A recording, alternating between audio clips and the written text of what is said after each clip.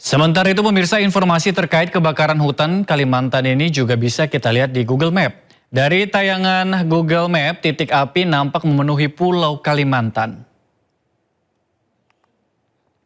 Ya pemirsa, inilah tayangan kondisi kebakaran hutan di wilayah Kalimantan saat kita mengetik keyword Karhutla Kalimantan.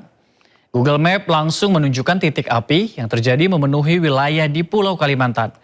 Namun meski di pulau yang sama, negara Malaysia dan Brunei Darussalam tak ditunjukkan titik api di sana. Petunjuk titik api hanya ada di wilayah Indonesia, tepatnya di kawasan Kalimantan.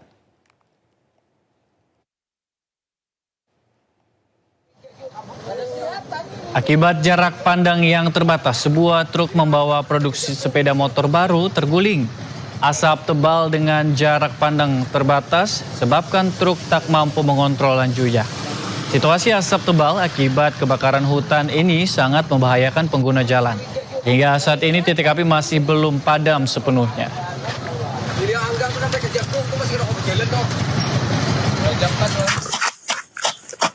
Salah satu yang menyedihkan pemirsa, kegiatan belajar mengajar juga terganggu. Anak-anak sekolah terpaksa menggunakan masker saat berjalan kaki berangkat dan pulang sekolah. Rokok putih. Kita ke informasi lainnya pemirsa, gempa susulan mengguncang Nusa Tenggara Timur Kamis kemarin. Warga panik berhamburan keluar dari tenda maupun rumah saat gempa susulan tersebut terjadi. Bunda, tolong. Dua gempa susulan kembali mengguncang Nusa Tenggara Timur sepanjang Kamis pagi. Pertama terjadi pada pukul 05.45 waktu Indonesia Barat dengan magnitudo 5,8 pada kedalaman 10 km. Guncangan dirasakan di Kabupaten Manggarai, Manggarai Barat, dan Sika. Gempa kedua terjadi pukul 09.47 waktu Indonesia Barat dengan magnitudo 5,7 pada kedalaman 10 meter. Guncangan dirasakan di Manggarai, Nagekeo, Ende, Manggarai Barat, Sumba Timur, dan Sika. BMKG memastikan kedua gempa tersebut tidak berpotensi tsunami. Hingga Kamis pagi, BMKG mencatat 3.489 aktivitas gempa susulan dengan magnitudo terbesar 6,2 usai gempa besar pekan lalu. Ini jam sekitar 6.47 waktu sini, lihat semua orang langsung keluar dari tenda. Sementara aktris dan relawan Ciki Fauzi membagikan momen saat ia merasakan langsung getaran gempa susulan yang cukup kuat di Flores, NTT. Kita depan rumah kita runtuh-runtuh gitu. Saya termasuk rumah yang kuat. Ia merekam suasana ketika gempa susulan terjadi dan membuat warga panik berhamburan keluar dari tenda maupun rumah. Getaran kuat tersebut bahkan mengakibatkan bagian depan sebuah bangunan permanen di dekat posko relawan mengalami reruntuhan ringan. Ini yang paling terbesar sudah. Kawan-kawan semua, ini yang paling terbesar. Susulannya la haula wala quwata illa billah. Allahu Akbar. Tim SAR gabungan mengintensifkan evakuasi medis dan penyisiran di sejumlah wilayah Nusa Tenggara Timur yang terdampak rangkaian gempa susulan. Operasi tim SAR gabungan ini dipusatkan di 4 kabupaten yaitu Manggarai Timur, Manggarai, Ngada, dan Nagekeo.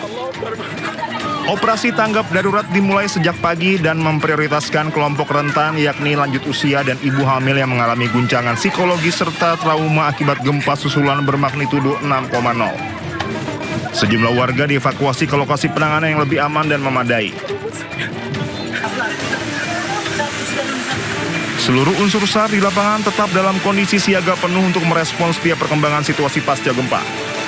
Selain penyisiran, tim SAR gabungan juga memperkuat koordinasi dengan BPBD, pemerintah daerah, dan posko kesehatan Kemenkes agar setiap warga yang membutuhkan pertolongan dapat segera memperoleh penanganan yang tepat dan cepat.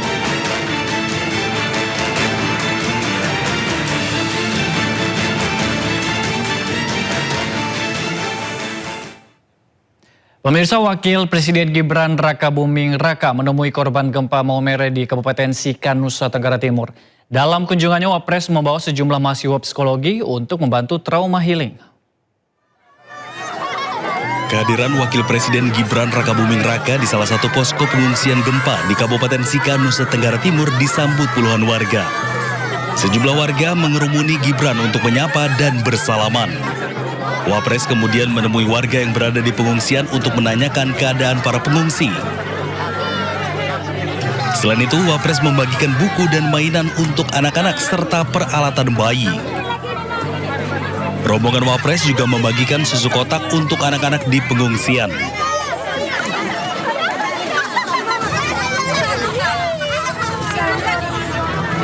Dalam kunjungannya ini, Wapres membawa serta sejumlah mahasiswa Fakultas Psikologi Universitas Indonesia untuk membantu trauma healing korban gempa.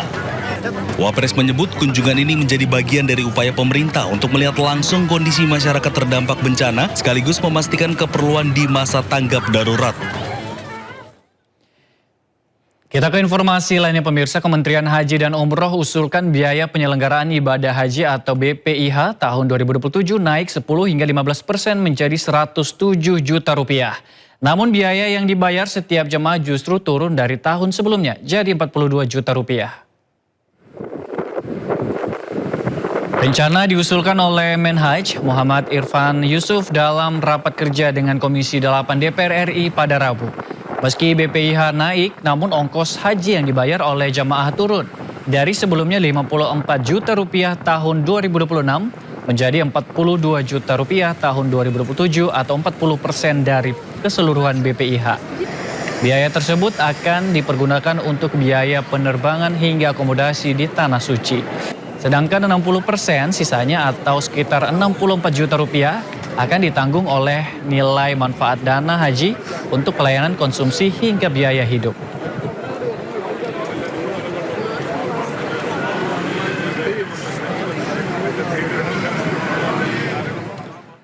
Ya pemirsa, presenter kondang Ruben Onsu resmi ditetapkan sebagai tersangka dugaan tindak pidana penipuan dan penggelapan investasi.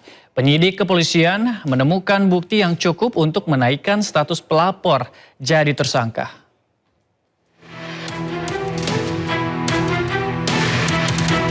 Presenter kondang Ruben Onsu resmi ditetapkan sebagai tersangka oleh penyidik Polres Metro Jakarta Selatan terkait dugaan tindak pidana penipuan atau penggelapan. Penyidik kepolisian menemukan bukti yang cukup untuk menaikkan status terlapor jadi tersangka.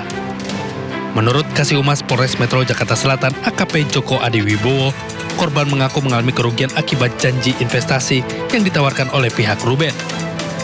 Tergiur dengan janji keuntungan yang menggiurkan, korban kemudian menyerahkan sejumlah modal kepada mantan suami Sorwenda tersebut.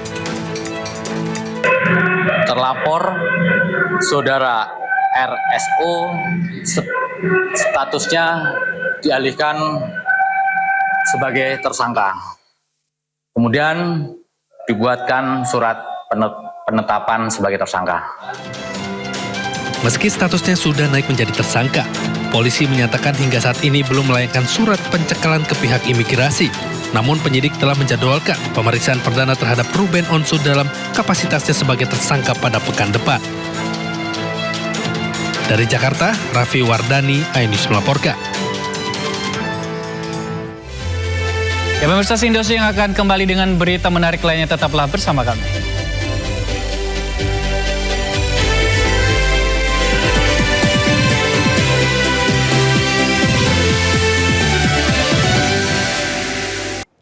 Pemirsa, kita awali Sindosi yang pada hari ini kebakaran hutan dan lahan Kalimantan kian parah memicu kabut asap di sejumlah wilayah. Kasus ISPA pun meningkat mencapai 66.000 kasus.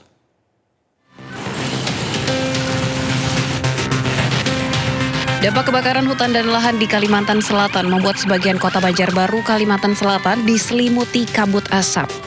Kondisi ini sangat mengkhawatirkan. Bagi pengendara jarak pandang menjadi terbatas, sementara bagi kesehatan menyebabkan infeksi saluran pernapasan akut atau ISPA.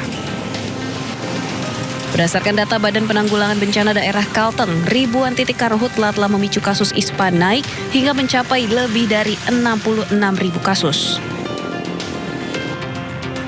Warga sempat mengatakan kabut asap disertai bau membuat nafas menjadi sesak. BPBD menghimbau seluruh masyarakat menjaga kesehatan diri dan keluarga dari paparan asap dengan mengurangi aktivitas di luar rumah. Dari kota Banjarbaru, Kalimantan Selatan, Sairi, iNews melaporkan.